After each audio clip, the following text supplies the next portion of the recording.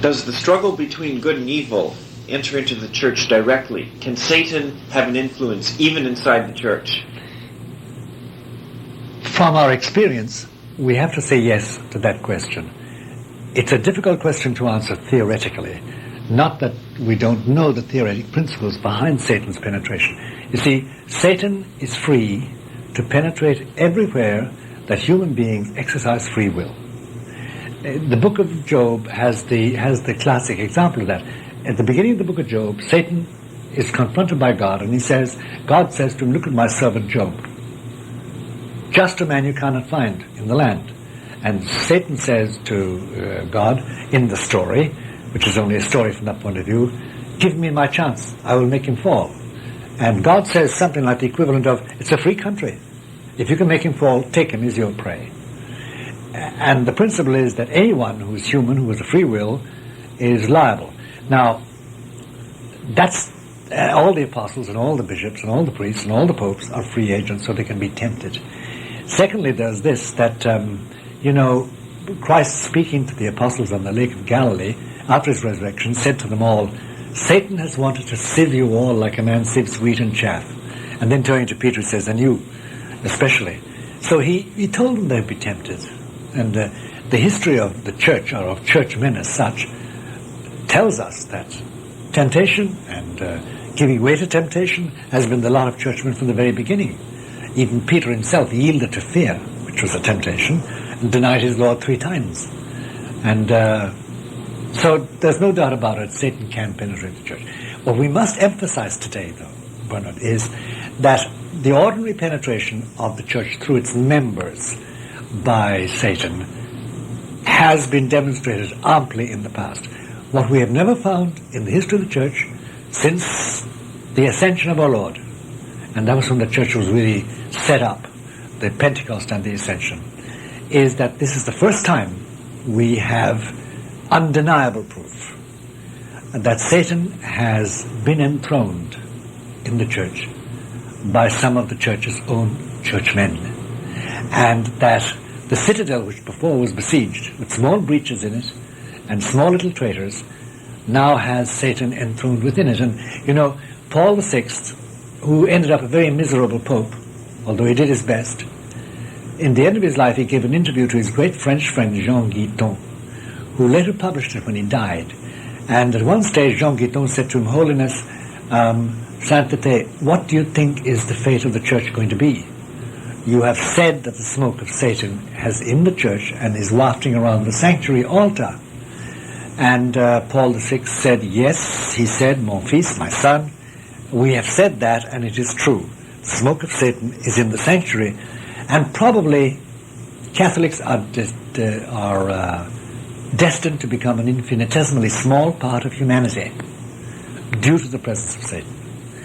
And that means that in the mind of Paul VI, because they went on talking, Catholicism and Catholics and the church would be marginalized completely, because their impressive leaders would be taken over by the temptations of the devil.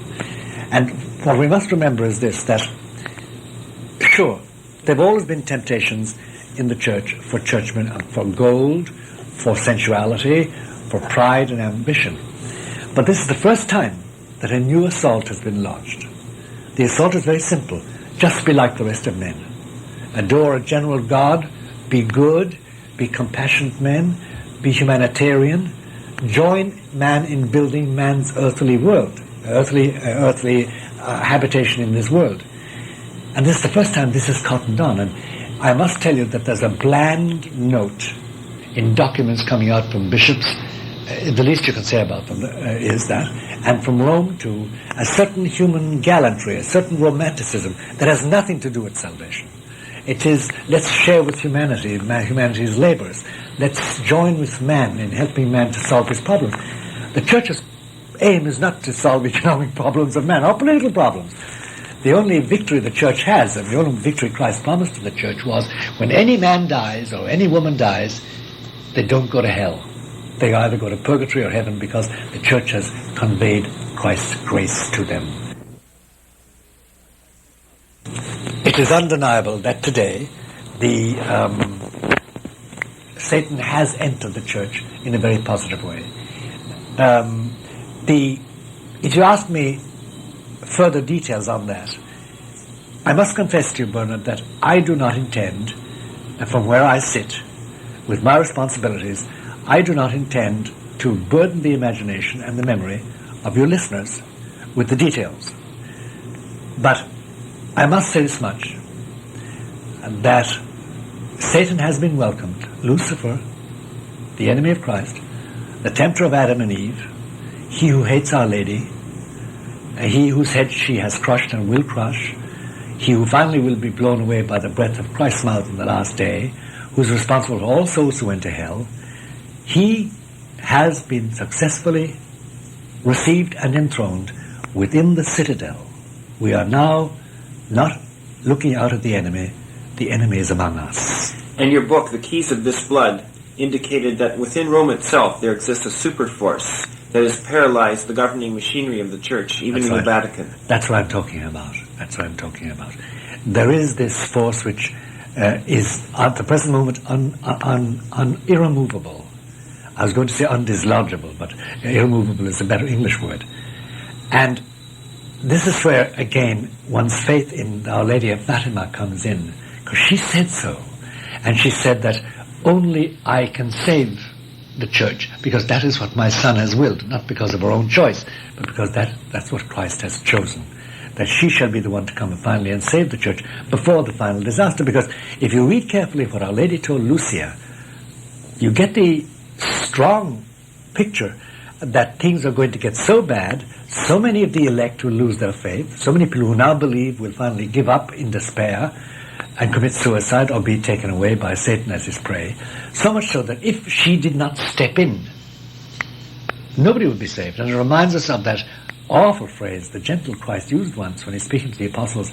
They must have fallen out of their pants when they heard him say, when the Son of Man comes back to earth, he was talking about his resurrection and his disappearance, and then he's coming back on the last day. When I come back, am I going to find any faith on earth?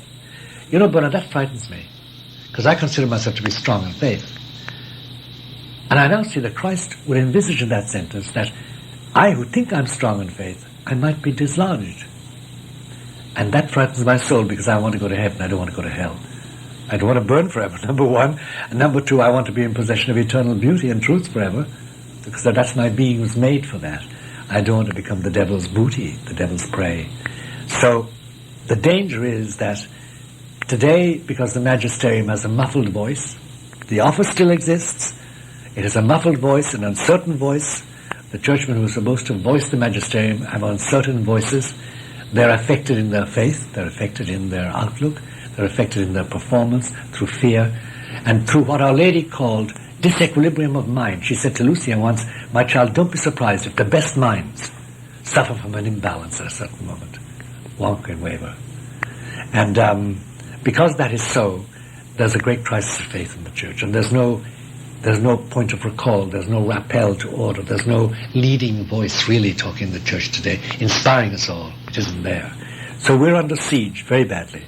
And I'm not a pessimist or an optimist. I'm a realist. And if I look at the question of seminaries, if I look at the question of bishops, if I look at the question of the nuns, if I look at the question of theologians, Bernard, there's no light at the end of the tunnel yet. We're in the tunnel, and we're going to be in it for quite a while. There's no salvation coming so far. We've just got to weather this as best we can and keep our faith. And you know, the extraordinary phenomenon today is this, that when I was young, for instance, I'm 70, remember that, even if you were inclined to wonky and to waver and to divagate from the straight and narrow path, there was a community to support you. Your family, even the local cop, the local teacher, the schools, the library, your friends, the families, celebrations locally. There was a community. Today, there is no Catholic community. Anywhere. You have groups of 1 and 2 and 3 and 10. There's me on you and you on me, and we are our friends together. And there's other groups that meet, and it's one-on-one today. Small communities. There's no such thing as a unified parish. There is, probably, in the whole of of America, I suppose there are about 10 parishes that I know of, certainly, who are really united parishes. But there's an extraordinary priest there, an extraordinary parish priest in every one of those. And when he dies, the bishop is going to strip it. He has said so, because he dislikes all tradition. He wants it to be modern.